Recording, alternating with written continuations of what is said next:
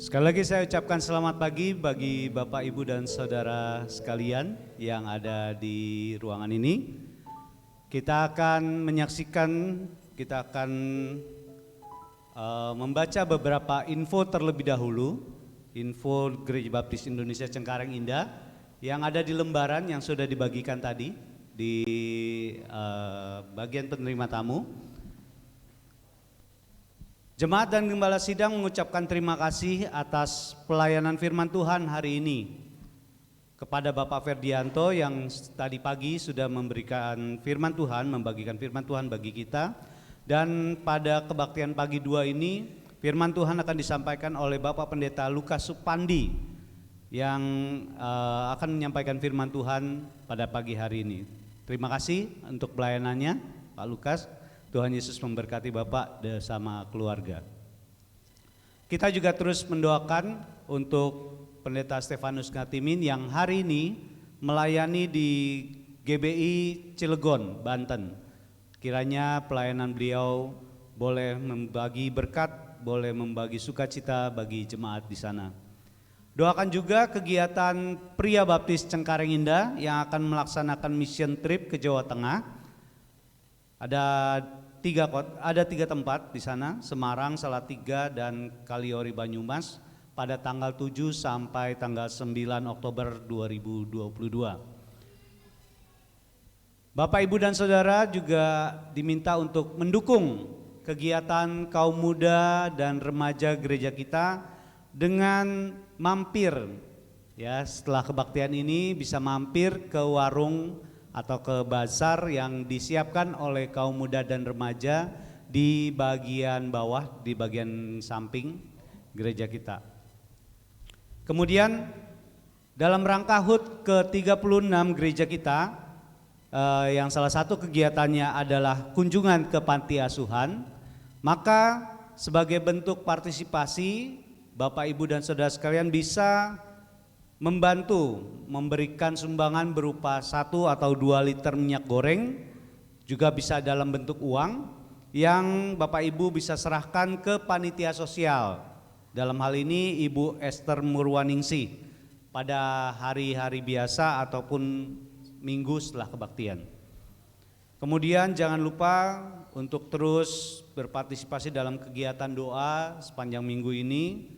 Ada beberapa kegiatan doa yang bisa Bapak, Ibu, Saudara ikuti. Baktian doa di hari Rabu, doa Hana untuk kaum wanita di hari Jumat, doa Fajar hari Sabtu, dan doa Elia di hari Jumat juga oleh kaum pria. Di bagian belakang juga ada informasi perpuluhan dan persembahan serta laporan kehadiran yang bisa Bapak, Ibu, Saudara lihat.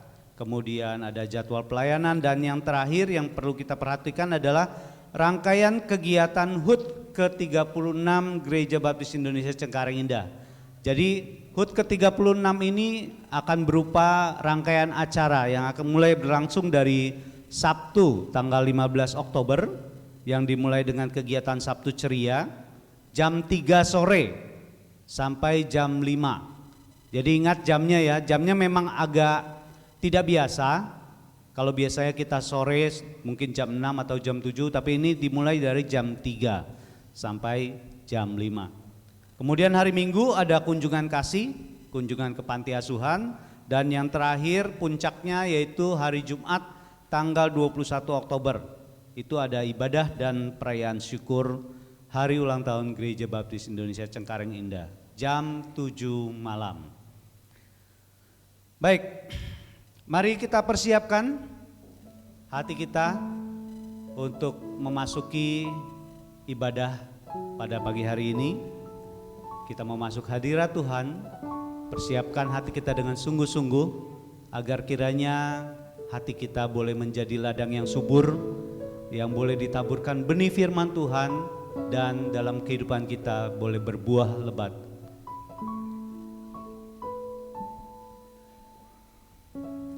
Bernyanyilah bagi Tuhan hai segenap bumi, kabarkanlah keselamatan yang daripadanya dari hari ke hari. Ceritakanlah kemuliaannya di antara bangsa-bangsa. dan perbuatannya yang ajaib di antara segala suku bangsa. Sebab besar Tuhan dan terpuji sangat, dan lebih dahsyat Ia daripada segala Allah. Sebab segala Allah bangsa-bangsa adalah berhala, tetapi Tuhanlah yang menjadikan langit. Keagungan dan semarak ada di hadapannya, kekuatan dan sukacita ada di tempatnya.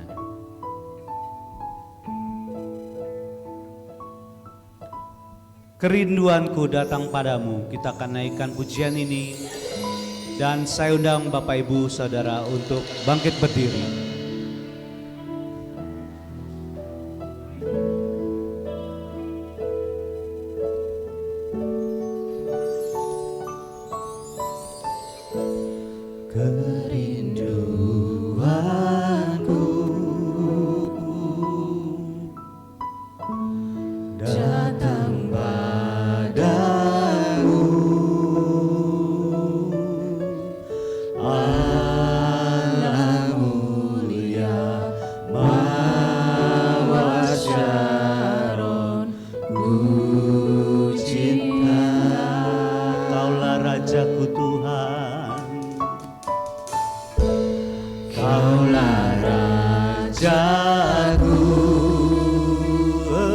Sahabat dan sahabatku,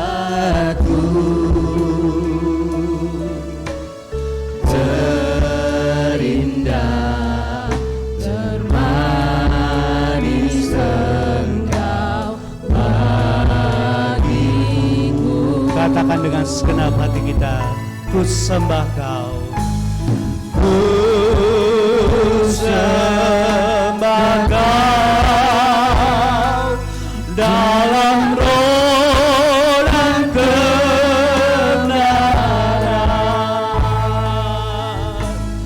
Ku sembah Kau dalam roh dan kebenaran.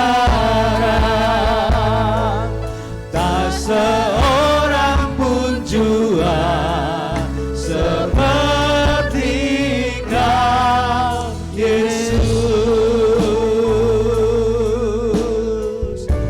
kerinduan kami Tuhan, kerinduanku datang padamu, datang padamu. Allah mulia Maha Shalom, katakan Kaulah Rajaku, Kaulah Rajaku, Engkau juga sahabatku Tuhan, dan sahabatku,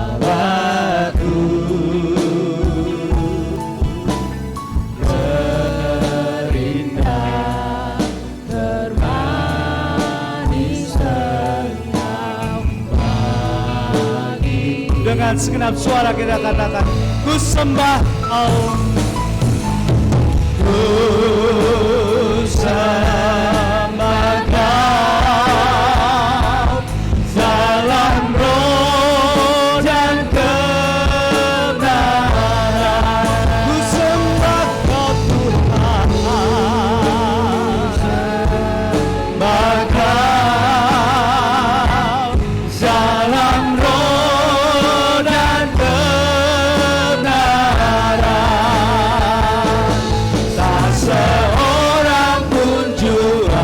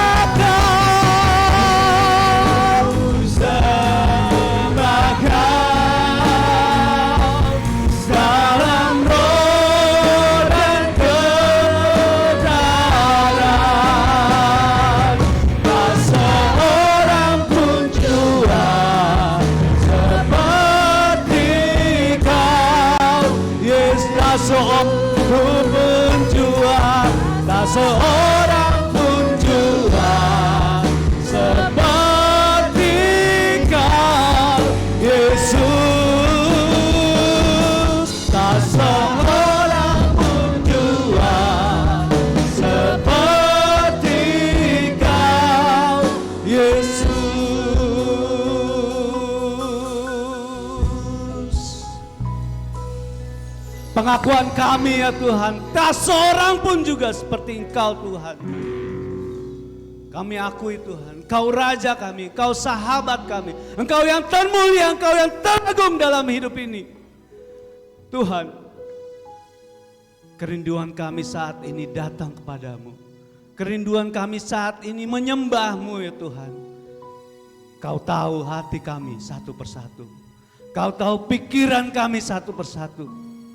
Biarlah ya Tuhan, kami boleh mempersiapkan hati kami dengan sungguh-sungguh. Mempersiapkan telinga kami untuk mendengar firman-Mu. Dan kami boleh menikmati berkat Tuhan yang berlimpah melalui firman ini. Dan Kau ubah hidup kami menjadi lebih baik hari demi hari dalam hidup ini. Terima kasih Tuhan.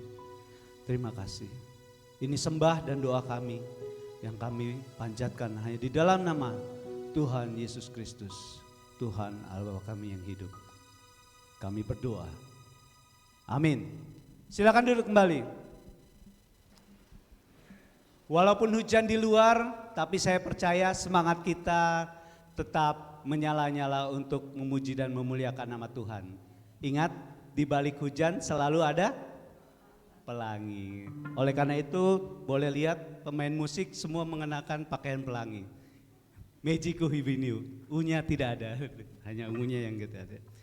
Baik, kita mau memuji Tuhan kembali, kita mau bersuka cita, kita mau katakan beri iman teguh. Kita naikkan pujian ini 4 bait, seluruhnya kita nyanyikan dengan penuh sukacita.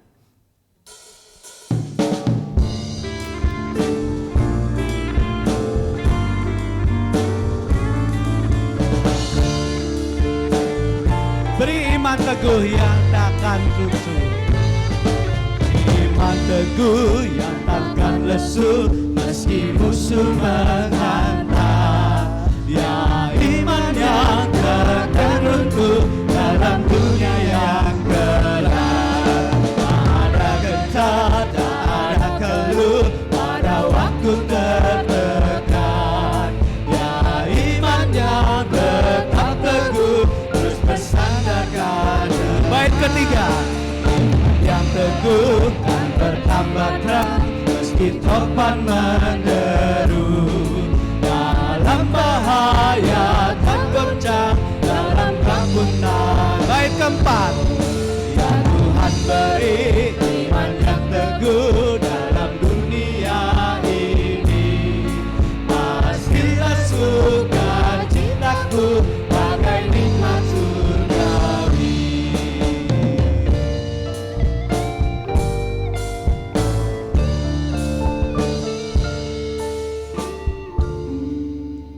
Saat ini kita akan menikmati satu pujian yang akan dipersembahkan oleh anak-anak dari SMP Baptis Cengkareng Indah. Dipersilakan.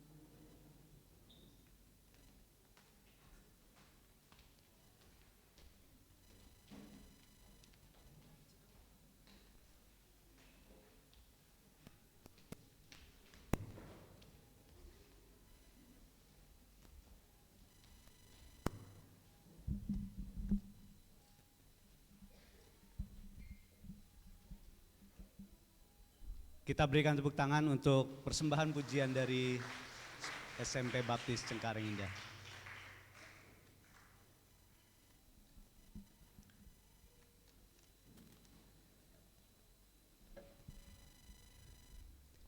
Tiada hal yang dapat memberikan kekuatan bagi kita dalam melewati hari-hari kehidupan yang kita lewati selain daripada kekuatan firman Tuhan. Karena firman Tuhan adalah pelita, firman Tuhan juga adalah tuntunan, firman Tuhan juga adalah pegangan kita untuk melangkah hari demi hari untuk hidup semakin dekat pada Tuhan. Saat ini kita bersama-sama mempersiapkan hati kita. Kita mau katakan, bersamamu Bapa, bersama Tuhan, kita yakin kita mampu melewati semua. Saya undang kembali Bapak Ibu dan Saudara untuk bangkit berdiri. Bersamamu Bapa, ku lewati semua perkenananmu ya, teguhkan hatiku, Engkau yang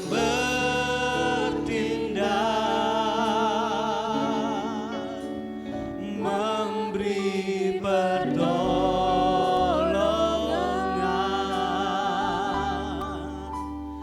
anugerah-Mu besar melimpah bagiku. Kami percaya Engkau selalu ada dalam hidup kami, Tuhan.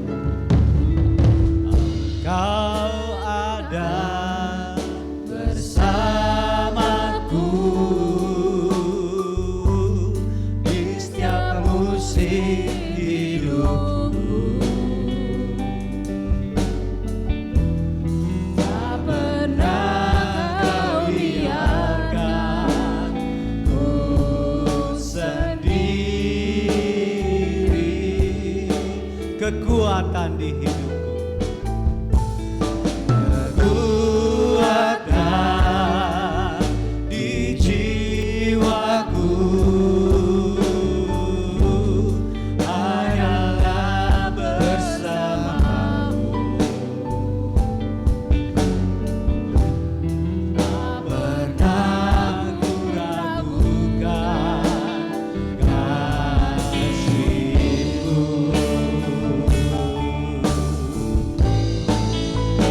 Bersamamu Bapa,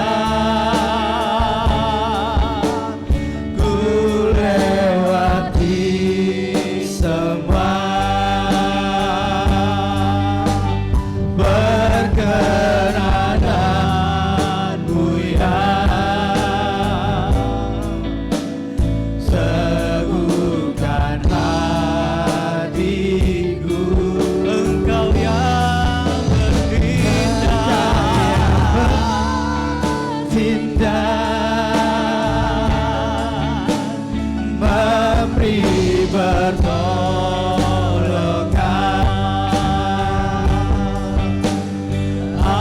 anugerah-Mu besar melimpah bagi. Kita katakan sekali lagi, bersamamu Bapa, bersamamu Bapa, ku lewati semua perkenanan-Mu ya, teguhkan hatiku, Kau yang indah, memberi pertolongan,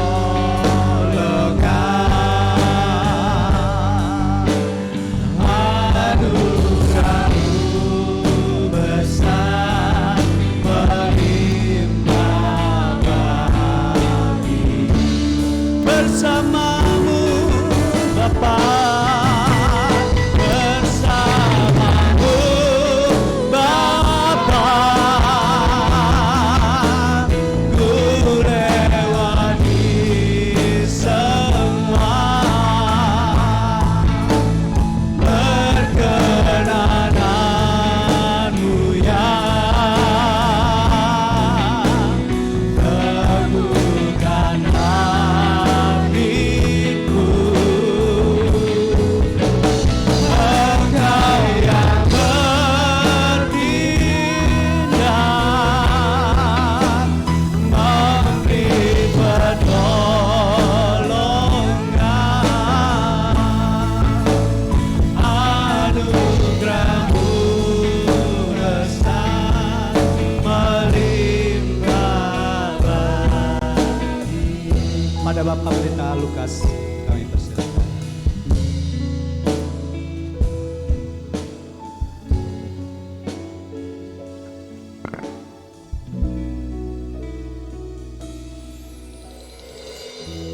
Mari kita akan berdoa.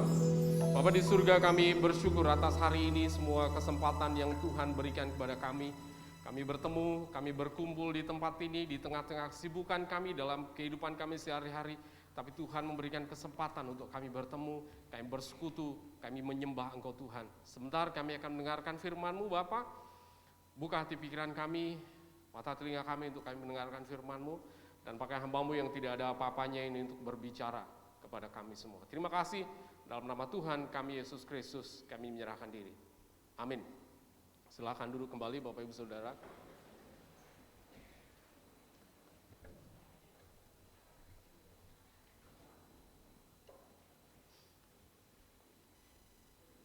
Selamat pagi, Shalom.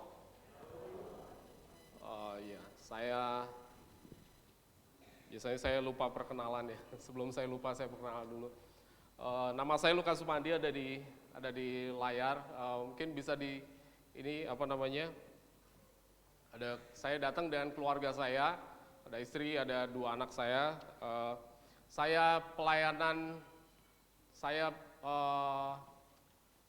di Gabungan Gereja Baptis Indonesia. Jadi saya bekerja di Koordinator Veritas Indonesia. Jadi Veritas itu adalah sebuah pelatihan di mana saya melatih dan juga dengan tim itu melatih teman-teman yang ingin belajar bagaimana cara menyampaikan firman Tuhan. Belajar bagaimana cara menyampaikan firman Tuhan, dan itu yang menjadi bagian saya. Jadi saya melatih orang-orang untuk bisa melakukan hal tersebut. Ya, jadi saya tinggal di Gunung Sahari, saya bekerja di Gedung Baptis Indonesia di Suroso 5. Jadi kalau Bapak Ibu Saudara ke sana, kalau saya pas ada berarti saya bisa ketemu dengan saya. Ya. Nah, hari ini kita akan belajar firman Tuhan dari 1 Petrus 2 ayat 1 sampai ayat yang ke-5. Mari kita akan buka Alkitab kita akan bacakan bersama-sama.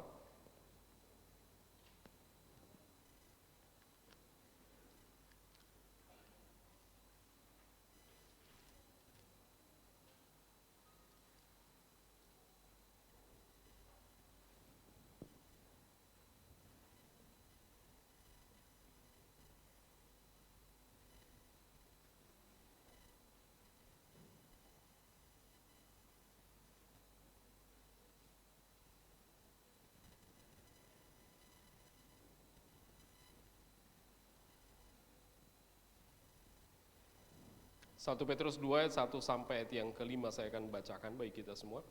Karena itu buanglah segala kejahatan, segala tipu muslihat, dan segala macam kemunafikan, kedengkian dan fitnah, dan jadilah sama seperti bayi yang baru lahir, yang selalu ingin akan air susu yang murni dan yang rohani, supaya olehnya kamu bertumbuh dan beroleh keselamatan, jika kamu benar-benar telah mengecap kebaikan Tuhan.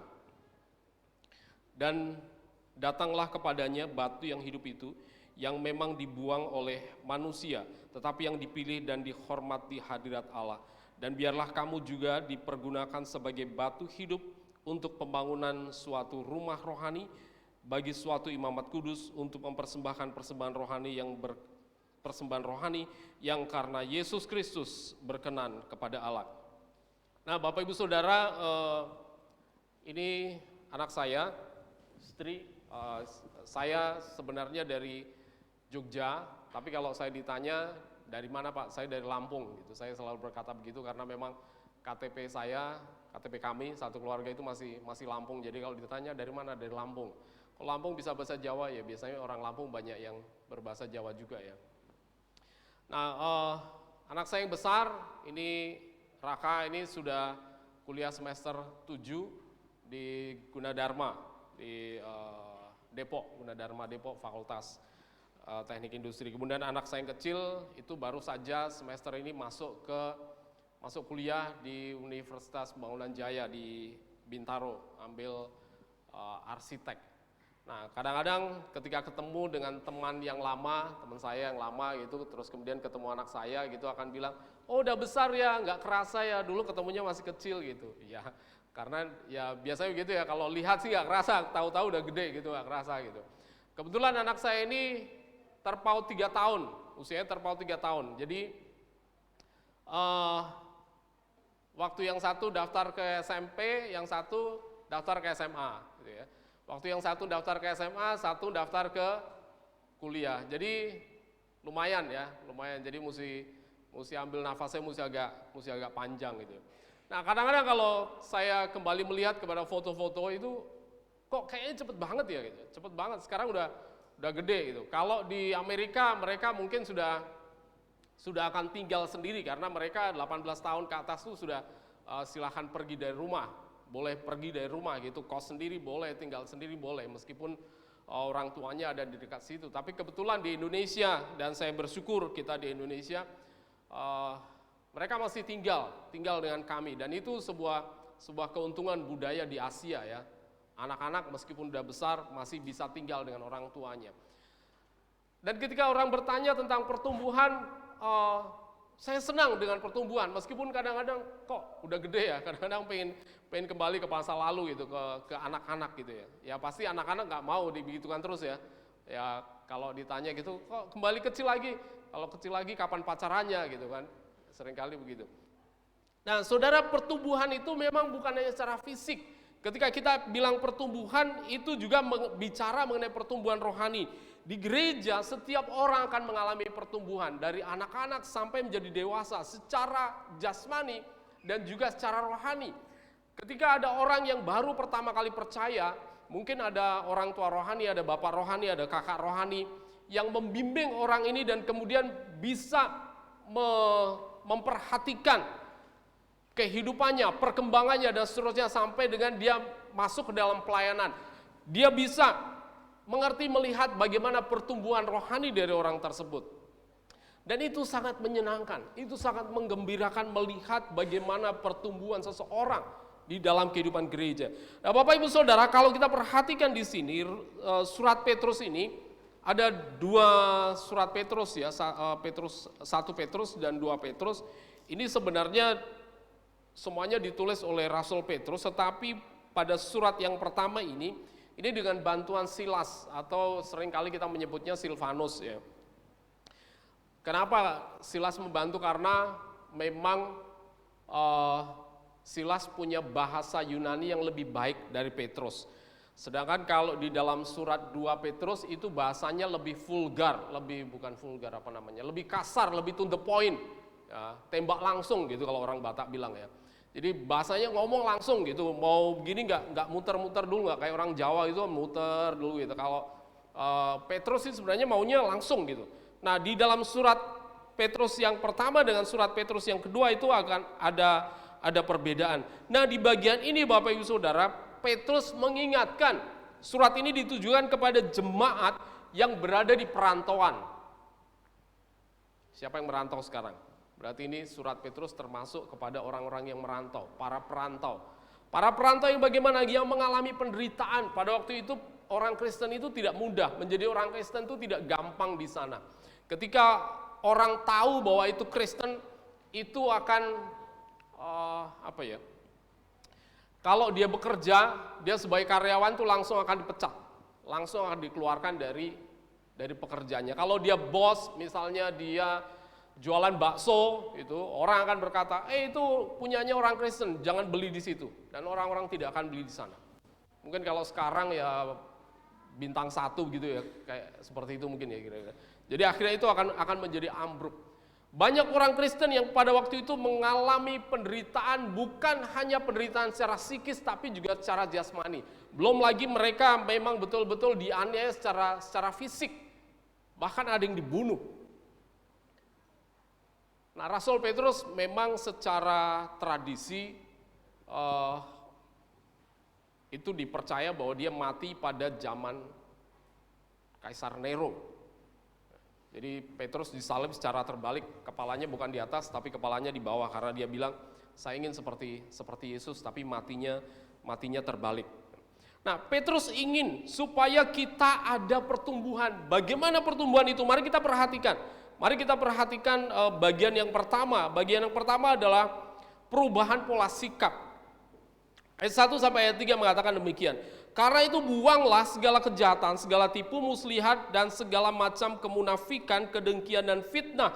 Dan jadilah sama seperti bayi yang baru lahir, yang selalu ingin akan air susu yang murni dan yang rohani, supaya olehnya kamu bertumbuh dan beroleh keselamatan, dan jika kamu benar-benar telah mengecap kebaikan Tuhan. Ayat 1 ini dimulai dengan karena itu. Ini memang menunjukkan pada perikop sebelumnya, kalau Bapak Ibu Saudara baca, itu juga bicara tentang bagaimana hidup, perilaku hidup sebagai orang percaya. Nah, mendasarkan pada apa yang sudah dibahas sebelumnya, Petrus berkata di sini, buanglah segala kejahatan. Buanglah segala kejahatan. Ini sebenarnya kata buanglah itu mungkin lebih cocok dengan kata tanggalkan. Kalau Bapak Ibu Saudara pergi dari luar, kebetulan hujan, nggak bawa payung misalnya, itu basah semua. Nah, seperti itulah, jadi ditanggalkan. Jadi pakaian yang kotor, pakaian yang basah itu ditanggalkan. Mengapa harus menanggalkan kejahatan? Bapak Ibu Saudara, kita perhatikan bahwa di sini Petrus itu menulis surat untuk orang-orang percaya. Orang-orang yang sudah Kristen yang ada di perantauan. Tapi pertanyaannya, kenapa orang Kristen masih ada kejahatan? Orang Kristen masih bisa berbuat jahat kah? Ini ada Zoom juga ya? Ya. Selamat pagi juga Bapak Ibu Saudara ada di rumah ya. Apakah orang Kristen masih bisa berbuat jahat? Kenapa Petrus berkata tanggalkan kejahatan, buanglah kejahatan?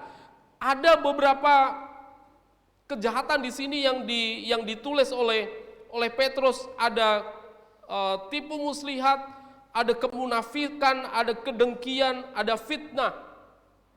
Saudara, mungkin ini bukan kejahatan seperti membunuh, berantem, ya, siapa yang suka berantem nih anak-anak?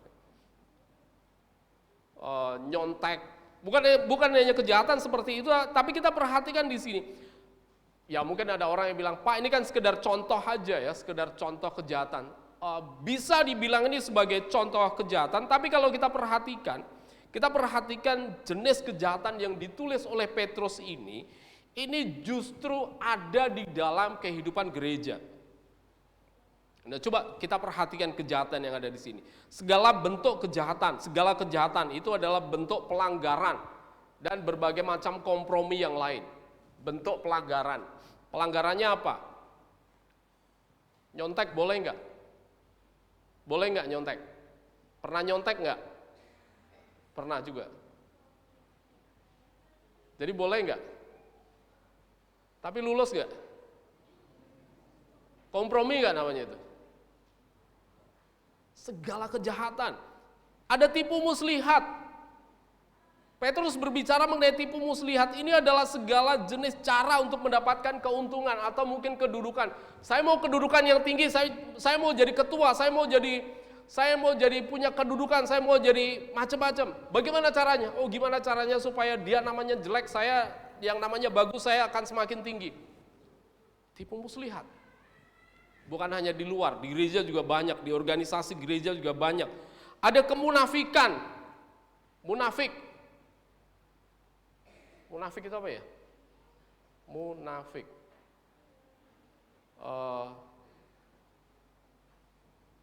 Muka malaikat, pikiran kotor gitu ya. Munafik. Ngomongnya iya, ngomongnya baik, tapi itu hanya bentuk kepura-puraan, kasihnya palsu. Dia membantu tapi ada pamrih di belakangnya. Ada kedengkian, segala bentuk iri hati, orang lain baik, kita menjadi susah. Orang lain susah, kita menjadi senang gitu ya. Ada kedengkian, ada fitnah, gossiping. Sekarang apa istilahnya ya? Saya beberapa waktu lalu itu ada teman saya, yuk kumpul yuk, gitu. Apa gibah gitu? Apa gibah? Oh rupanya itu gosip. Ya sana sini ngomongin si A, ngomongin si B gitu. Oh gitu. Ya. Bahkan itu menjadi justru malah menjadi terkenal. Malah justru menjadi terkenal. Gossiping di mana-mana, pembicaraan yang buruk kepada orang lain yang belum tentu itu benar, tapi itu menjadi justru dibesar-besarkan sampai akhirnya orang yang dibicarakan justru akan menjadi masalah. Saudara, ini terjadi tidak di luar, tapi di mana? Justru di dalam gereja. Petrus mengingatkan kembali hal ini kepada kita, kepada jemaat perantauan pada waktu itu untuk menanggalkan hal itu, untuk menghilangkan hal itu. Bapak Ibu Saudara, ini bisa terjadi perpecahan kalau ada kasus-kasus seperti ini di gereja. Jadi itu sebabnya Bapak Ibu Saudara, kita perlu berhati-hati. Petrus sudah mengingatkan berkali-kali kepada kita untuk hal ini. Kemudian di dalam ayat yang kedua dikatakan, dan jadilah sama seperti bayi yang baru lahir, yang selalu ingin akan air susu yang murni dan yang rohani. Ada kelanjutannya, dan sesudah menanggalkan kejahatan, jadilah sama seperti bayi yang baru lahir.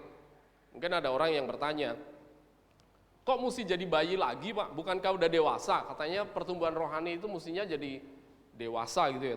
Kok ini malah jadi bayi, bukannya kebalik ya. Nah Bapak Ibu Saudara, mari kita perhatikan di dalam hal ini, bahwa di dalam hal ini yang dimaksud itu adalah bayi secara rohani. Jadi maksudnya di sini bayi yang ingin selalu yang menginginkan, di sini dikatakan menginginkan air susu yang murni dan yang rohani.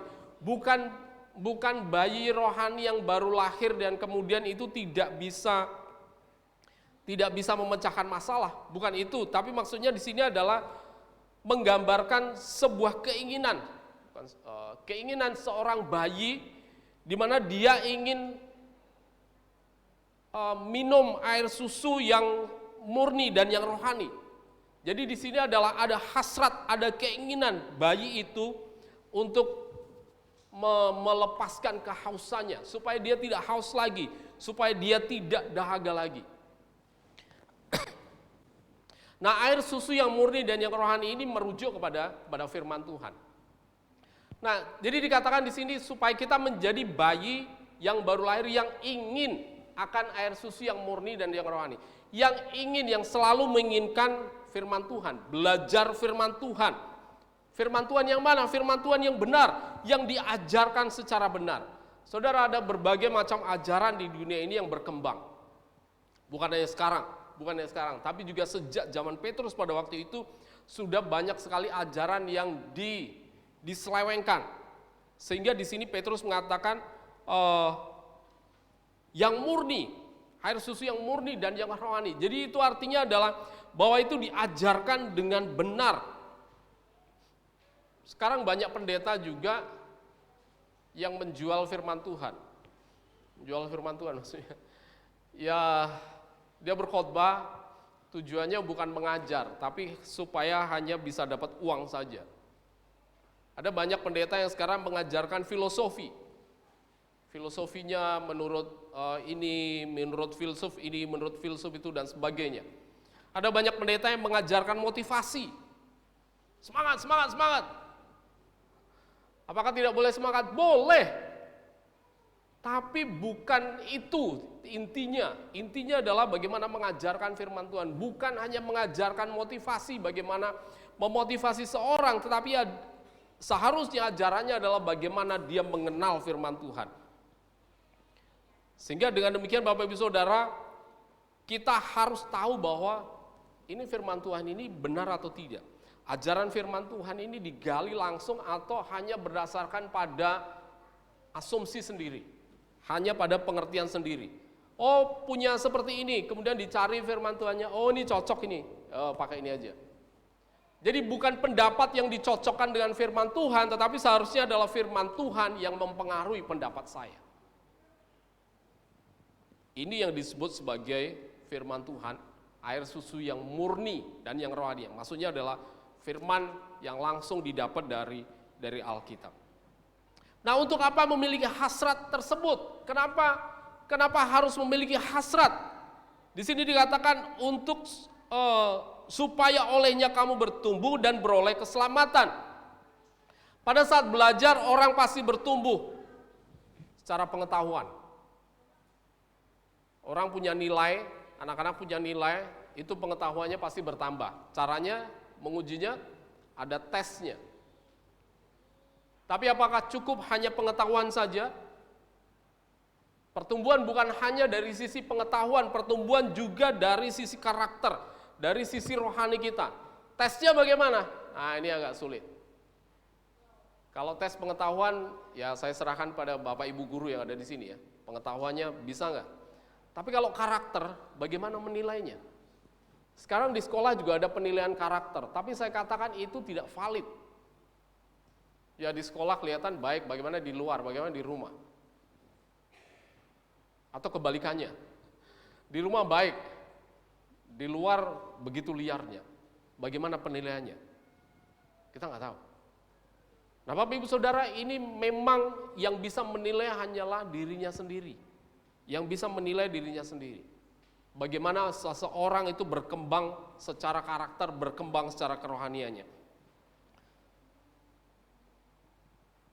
Orang yang memiliki pengetahuan teologi yang tinggi, belum tentu karakternya baik. Tetapi orang yang memiliki karakter yang baik, dia pasti memiliki pengetahuan teologi yang sederhana. Saya katakan bukan tinggi ya, sederhana yang diterapkan dalam kehidupannya. Ada berbagai macam contoh yang kita bisa ambil, mungkin orang yang sudah punya gelar S2, S3, tapi masih punya tipu muslihat, masih punya intrik dan sebagainya. Tetapi seseorang yang sangat sederhana, yang kalau ditanya Alkitab, dia taunya pokoknya Yesus itu Tuhan, Juru Selamat, kalau saya percaya kepadanya mati masuk surga. Hanya simpel begitu saja, tapi hidupnya sangat baik. Bukan masalah pengetahuan teologianya, tapi bagaimana orang menerapkan teologi yang sederhana yang dia dapat dalam kehidupannya. Orang bukan hanya belajar secara akali saja, secara nalar, tapi bagaimana itu bisa diaplikasikan ke dalam kehidupan. Dan ayat yang ketiga dikatakan, jika kamu benar-benar telah mengecap kebaikan Tuhan. Kebaikan Tuhan menjadi dasar bagi kita untuk melakukan segala perubahan itu. Kita membuang kejahatan, kita memiliki pertumbuhan. Kalau bukan karena kebaikan Tuhan, kita tidak akan mungkin bisa. Kita harus mengingat bahwa kebaikan Tuhan itu ada lebih dulu sebelum kita melakukan semuanya. Ketika bangsa Israel diberi hukum Taurat, ketika bangsa Israel disodori dengan berbagai macam hukum, itu bukan syarat bahwa Allah akan memelihara hidup mereka, tetapi sebenarnya Allah sudah memelihara hidup mereka, baru bangsa Israel diberi hukum Taurat. Begitu juga dengan kita. Bukan karena kita baik, bukan karena kita sudah mampu melakukan semuanya itu, baru Allah memberikan kebaikan kepada kita, tetapi justru kebaikan Allah ini ada di dalam diri kita. Baru Tuhan mengatakan, kamu harus bertumbuh. Jadi kebaikan Tuhan bukan alasan bagi kita untuk menjadi malas. Kan Tuhan maha baik. Kalau toh saya malas, ya nggak apa-apa lah, Tuhan maha pengampun ya. Tuhan tahu saya malas gitu, nggak apa-apa lah gitu. Ya kalau di sekolah langsung dicoret ya. Nggak masuk 3 kali, selesai. Ya. 3 kali atau 4 kali. Kalau di kampus 3 kali itu batas maksimal nggak masuk. Tidak masuk yang keempat, selesai. Sampai ketemu tahun depan kalau masih kuliah lagi. Tapi Tuhan tidak berkata seperti itu. Tuhan memang Maha Pengampun, tapi bukan menjadi alasan kita untuk menjadi malas. Lalu bagaimana berikutnya? Hal yang kedua mari kita perhatikan dalam ayat 4. Dan datanglah kepadanya batu yang hidup itu, yang memang dibuang oleh manusia, tetapi yang dipilih dan dihormat di hadirat Allah. Dan biarlah kamu juga dipergunakan sebagai batu hidup untuk pembangunan suatu rumah rohani, bagi suatu imamat kudus, untuk mempersembahkan persembahan rohani yang karena Yesus Kristus berkenan kepada Allah. Yang kedua adalah peranan pertumbuhan. Datang, langkah yang berikutnya sesudah kita membuang, sesudah kita bertumbuh, kita datang kepadanya, datang kepada Yesus. Ini bukan kalimat perintah Bapak Ibu Saudara, dan datanglah itu bukan kalimat perintah, tetapi ini adalah kata kerja yang dilakukan secara terus menerus. Jadi secara terus menerus saya datang kepada Yesus. Ini sekali lagi, ini bukan surat ini bukan ditujukan kepada orang yang belum percaya, tapi ini ditujukan pada orang yang percaya. Dengan kata datang kepada Kristus, ini bukan langkah mulai percaya, bukan. Tetapi ini sudah percaya, tapi bagaimana seorang yang sudah percaya itu tetap membangun komunikasi dengan Allah. Tetap mendekat secara terus menerus dan membangun komunikasi dengan Kristus. Orang sudah kenal, ketemu, tapi kalau tidak membangun komunikasi, lupa juga ya. Oh ternyata wajahnya sudah semakin tua ya. Dulu ketemunya masih muda, kenal, tapi karena nggak pernah bangun komunikasi ya, ketemu lupa. Oh iya ya, dulu pernah ketemu, lupa. Karena tidak pernah bangun komunikasi. Jangan-jangan Tuhan lupa juga dengan kita. Gimana coba? Oh iya ya, ini gereja anggota gereja Cengkareng ya gitu. Oh lupa saya. Wah repot Bapak Ibu Saudara kalau seperti itu. Nah, Kristus di sini disebut adalah batu yang hidup, batu yang memang dibuang oleh manusia tetapi dipilih dan dihormat di hadirat Allah. Memang saudara kita tahu bahwa Yesus Kristus memang dibuang oleh orang. Banyak orang tidak percaya kepada Yesus Kristus, bahkan dihina kalau orang pakai kalung salib. Itu dulu waktu saya kecil, kalau saya pakai kalung salib, orang berkata, kamu kalau mati nanti disalib kamu. Waktu saya kecil saya santai aja gitu, lama-lama saya tanya kepada guru saya, guru sekolah minggu, emang kalau orang Kristen mati nanti disalib ya? Oh enggak, justru karena Yesus sudah disalib, kita mati langsung masuk surga, enggak disalib lagi. Yesus dihina, Yesus disalibkan, tetapi orang tidak tahu bahwa karena pengorbanan itulah justru manusia bisa kembali memiliki kesempatan untuk bersekutu dengan Tuhan. Kalau Yesus tidak disalibkan, manusia tidak bisa datang kepada Allah. Hukum Taurat itu hanya seperti timbangan. Saudara punya timbangan di rumah? Punya, timbangan badan. Hukum Taurat itu seperti timbangan badan di rumah. Maaf kalau agak sensitif ya. Ketika nimbang, tambah berat ya. Tambah berat. Tapi terus apa? Apakah hanya dengan timbangan itu terus badan saya menjadi lebih ringan? Enggak juga. Kalau pola hidup kita enggak benar ya enggak benar juga ya. Timbangan itu hanya melihat kita, kamu semakin dosa, kamu semakin dosa, kamu semakin dosa. Seperti itu aja. Tetapi hanya karena kasih karunia Kristus aja kita mampu. Kita bisa di hadapan Allah. Kita bisa bersekutu dengan Allah. Maka Kristus di sini adalah orang yang terpuji. Kristus yang terpuji di dunia dan di surga. Orang mengenalnya hanya sebagai nabi. Tapi kita mengenal Yesus Kristus sebagai Tuhan. Kalau ada orang yang mempertanyakan ketuhanan Yesus Kristus, kita bisa mengatakan bahwa Yesus itu adalah yang terpuji di dunia dan di surga. Dan dia adalah hakim terakhir yang akan menghakimi semua manusia di akhir zaman. Siapa yang bisa menghakimi manusia kalau bukan Tuhan? Gak mungkin manusia menghakimi manusia di akhir zaman, tidak mungkin. Hanya Tuhan yang bisa menghakimi. Dan di dalam ayat yang kelima dikatakan, dan biarlah kamu juga dipergunakan, biarlah kamu, kita semua dipergunakan. Ini adalah langkah penyerahan diri Bapak Ibu Saudara. Untuk apa? Untuk dipergunakan oleh Allah.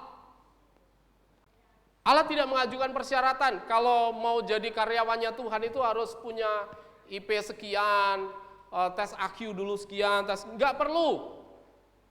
Kalau kita mau dipakai oleh Allah sebagai alat Allah, yang penting kita menyerahkan diri kita, Tuhan saya mau dipakai.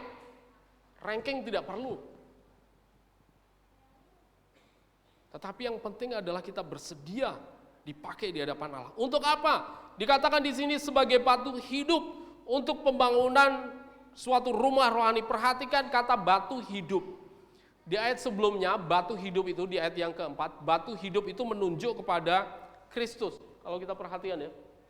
Oh, tulisannya terlalu panjang. Batu hidup itu menunjuk kepada Kristus dalam ayat 4. Dan di sini dalam ayat kelima, batu hidup itu juga menunjuk kepada orang percaya. Jadi kita itu dengan Kristus itu dipersekutukan menjadi batu yang hidup, yang sama-sama membangun rumah rohani, sama-sama membangun tubuh Kristus. Kita bersama-sama dengan Kristus untuk membangun pembangunan rumah rohani, gereja. Ini berarti Bapak Ibu Saudara, kita punya peranan masing-masing di dalam gereja untuk membangun gereja. Apa peran kita? Memang kalau ingin berperan di dalam gereja, ya seorang harus bergereja. Kalau ingin membangun gereja, ya seorang harus menjadi anggota gereja. Di mana ya? Di mana dia berada. Kalau dia menjadi gereja di awang, prinsipnya pokoknya di mana saja gereja saya bisa. Ya boleh saja, tapi orang yang mengaku seperti itu tuh biasanya datang dan pergi saja. Datang, pergi, dengar, kasih persembahan kalau perlu, kalau enggak ya pulang begitu saja, selesai. Tetapi justru di sini ketika orang masuk dalam gereja itu harus punya peranan. Peranannya apa? Sesuai dengan kemampuan kita masing-masing, sesuai dengan karunia yang diberikan pada kita. Tidak perlu mengambil sesuatu yang lebih tinggi dari peranan kita, tidak perlu mengambil sesuatu yang lebih sulit dari yang bisa kita lakukan, tetapi Tuhan mengatakan setiap orang punya peranan di gereja. Setiap orang dipakai untuk pembangunan tubuh rohani, pembangunan tubuh Kristus. Selain itu dikatakan di sini kita juga bersedia sebagai imamat kudus untuk mempersembahkan persembahan rohani yang karena Yesus Kristus berkenan kepada Allah. Secara bersama-sama kita ini disebut sebagai imamat, imamat yang kudus. Secara personal kita disebut, orang Kristen itu disebut imam. Kalau satu imam, kalau ini banyak, ini sebagai imamat, imamat yang kudus. Nah, tugas seorang imam apa? Tugas seorang imam itu biasanya mempersembahkan persembahan kepada Tuhan. Mengatur upacara-upacara persembahan dan sebagainya.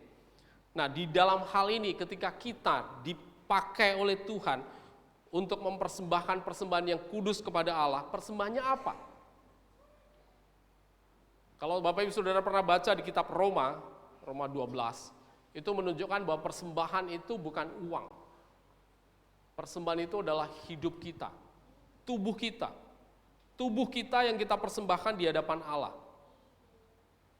Maka kalau tubuh kita persembahkan di hadapan Allah, ya tubuhnya harus kudus. Tubuhnya harus suci, sehat.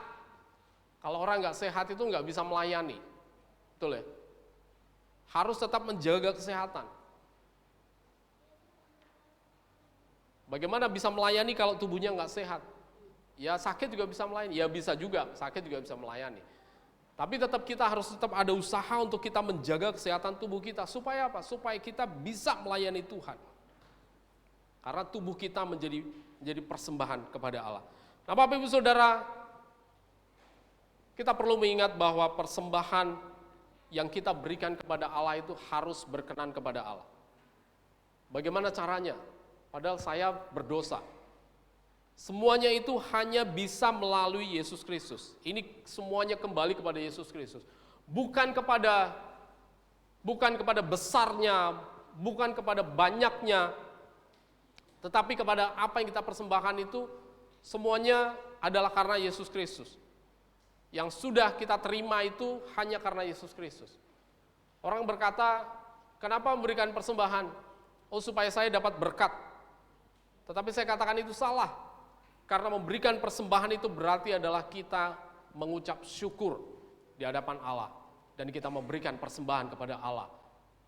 Persembahan yang karena memang kita dipakai oleh Tuhan untuk menjadi imam di dalam kehidupan kita.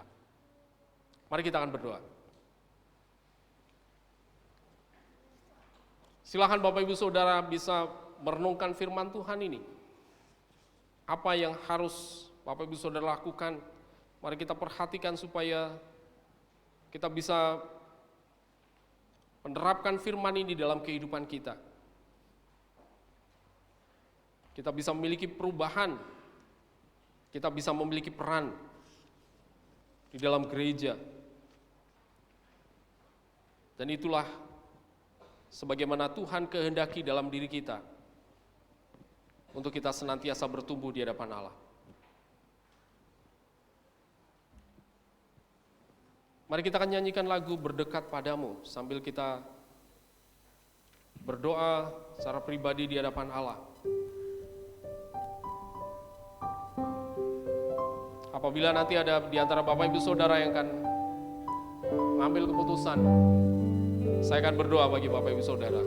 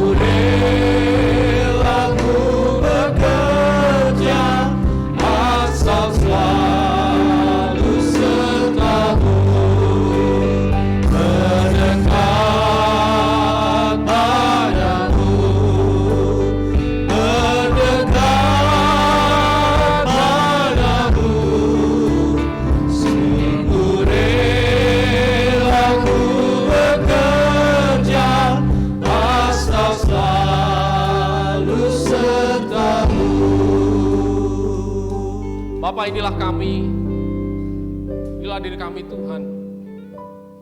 Kami menyadari bahwa seringkali kami terjebak di dalam kemalasan-kemalasan kami karena hal yang mungkin kami sudah enak di dalam kehidupan kami.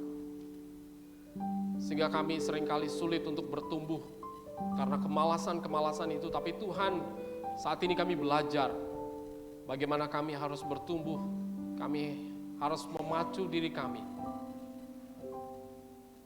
untuk mengambil peranan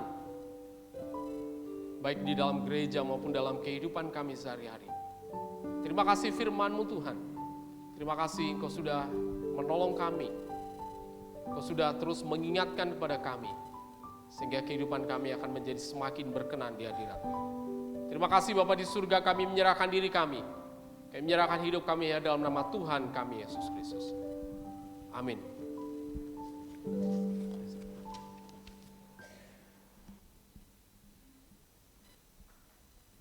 Terima kasih kepada Bapak Pendeta Lukas Supandi yang sudah menyampaikan firman Tuhan.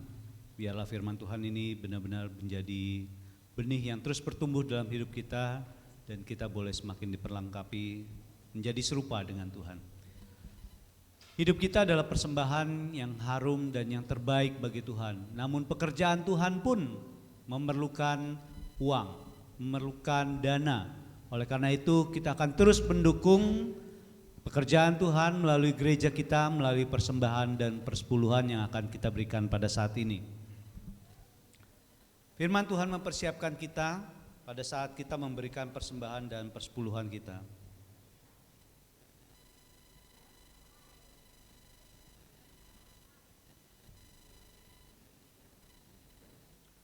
Camkanlah ini, Orang yang menabur sedikit akan menuai sedikit juga, dan orang yang menabur banyak akan menuai banyak juga.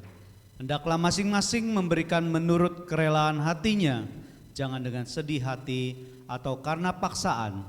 Sebab Allah mengasihi orang yang memberi dengan sukacita, dan Allah sanggup melimpahkan segala kasih karunia kepada kamu, supaya kamu senantiasa berkecukupan di dalam segala sesuatu, dan malah berkelebihan di dalam pelbagai kebajikan. Mari kita berdoa bersama-sama sebelum kita memberikan persembahan dan persepuluhan kita. Bapa yang baik, Engkau yang kami kenal dalam nama Tuhan Yesus Kristus, kami mengucap syukur Tuhan, karena melalui firman-Mu Engkau mengajarkan kami untuk bertumbuh secara rohani. Dan pada saat ini ya Tuhan, bukti syukur kami, bukti kami bertumbuh di dalam iman kepadamu adalah persembahan dan persepuluhan yang ingin kami persembahkan. Biarlah ya Tuhan, segala hormat kemuliaan hanya bagimu, dan kami ingin mempersembahkan persembahan dan persepuluhan ini untuk lebih mempermuliakan nama Tuhan, untuk lebih memperluas kerajaan Tuhan, untuk lebih memperkuat pekerjaan Tuhan di dunia ini. Biarlah ya Tuhan, persembahan yang kami berikan ini boleh dikelola gereja ini melalui tangan-tangan yang Tuhan sudah pilih, dan biarlah ya Tuhan, segala dana, segala uang yang kami persembahkan ini boleh ya Tuhan semakin membuat gereja ini memancarkan berkat bagi sekitar kami. Terima kasih Tuhan, terima kasih. Hanya di dalam nama Tuhan Yesus Kristus kami berdoa dan mengucap syukur. Amin. Kita akan naikkan pujian Allah itu baik.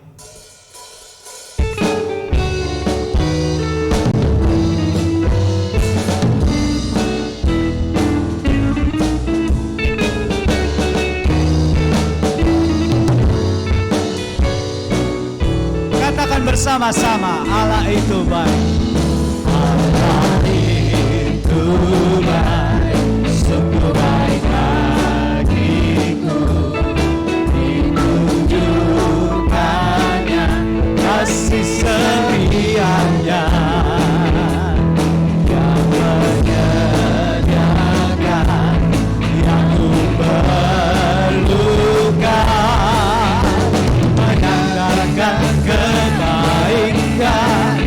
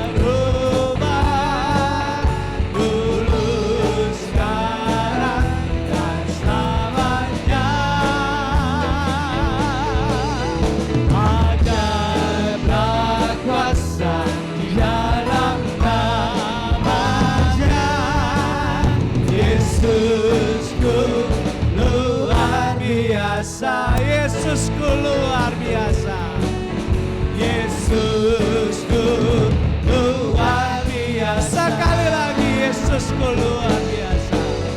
Yesusku luar biasa.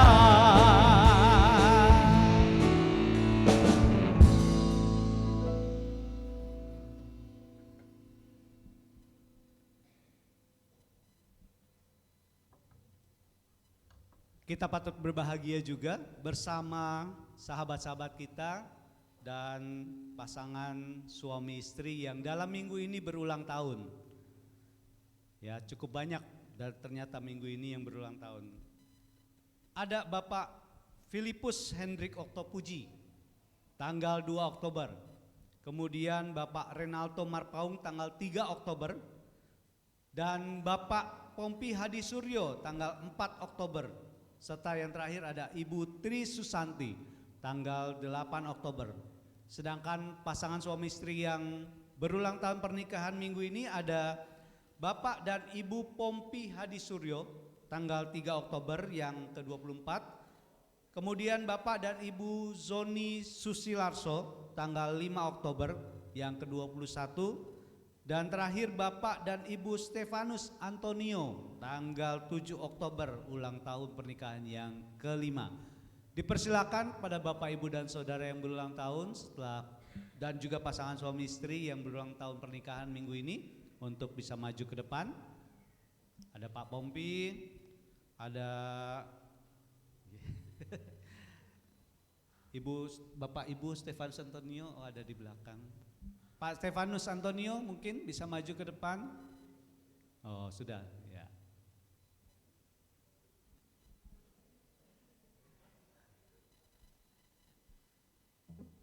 Baik, kita mau bersuka cita bersama-sama, kita mau nyanyikan pujian Selamat Ulang Tahun.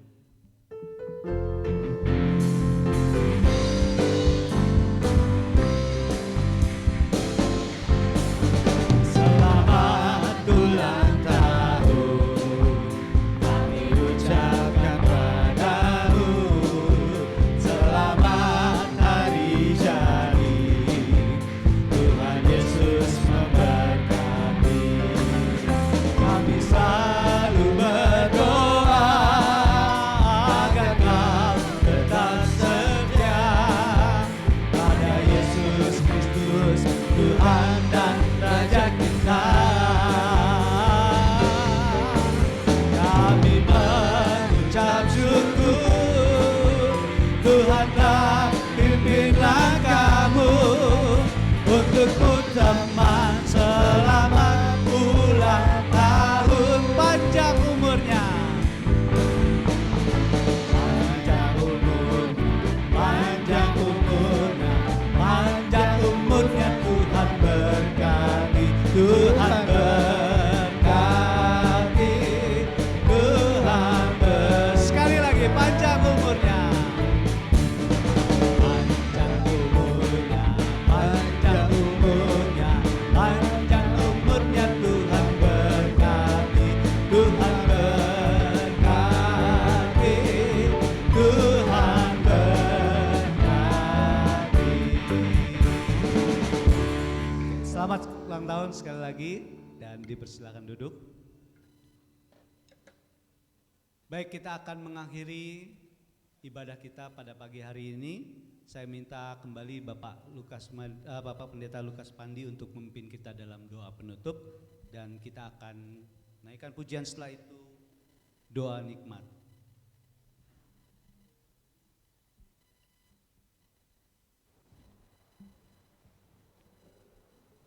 Mari Bapak Ibu Saudara, kita akan mengakhiri ibadah kita.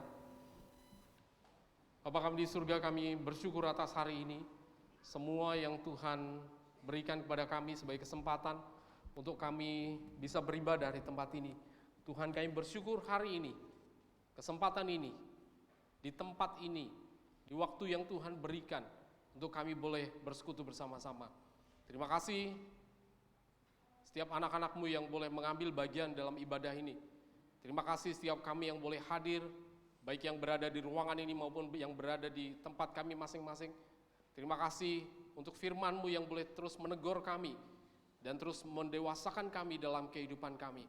Terima kasih dengan semua penyertaan yang Tuhan berikan. Dan inilah persembahan kami Tuhan. Inilah persembahan yang kami berikan kepada Engkau. Pujian kami, hidup kami, ibadah kami. Dan biarlah semuanya ini berkenan di hadirat-Mu ya Bapa.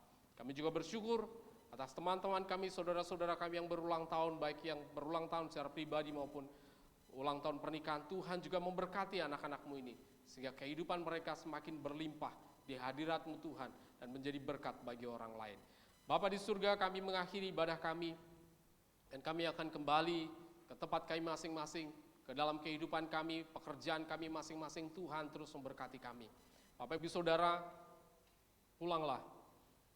Tuhan memberkati engkau, Tuhan menyertai engkau, Tuhan memberkati kehidupanmu, Tuhan memberkati pekerjaanmu, Tuhan memberkati belajarmu, Tuhan memberkati keluargamu, Tuhan memberkati pelayananmu, Tuhan memberkati engkau dan menjadikan engkau sebagai berkat bagi orang-orang di sekelilingmu. Terima kasih Bapa di surga, kami naikkan syukur kami dalam nama Tuhan kami, Yesus Kristus. Amin.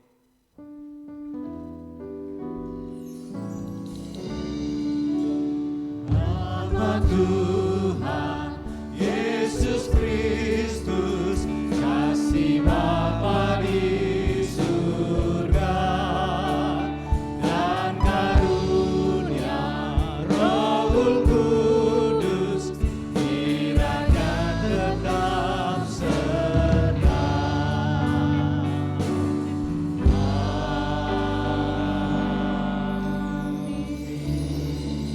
Selamat siang, Tuhan berkati.